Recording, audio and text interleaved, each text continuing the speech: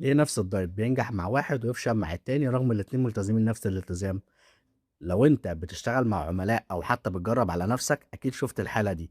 اتنين ماشيين على نفس النظام بالحرف، واحد بينزل كويس، التاني واقف.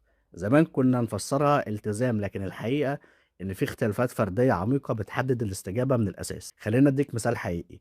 عاملين بدأوا نفس الخطة، نفس السعرات ونفس التمرين، الاول بينزل بمعدل ثابت، التاني بطيء جدا رغم انه ادق في الالتزام. لما بصينا اعمق لقينا عوامل مختلفة خالص.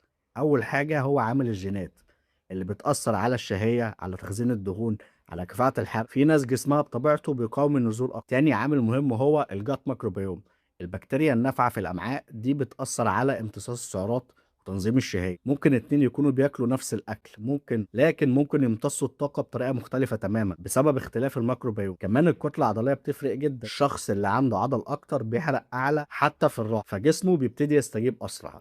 غير كده في عامل زي الأدوية، بعض الأدوية بتبطئ النزول أو تزود الشهية.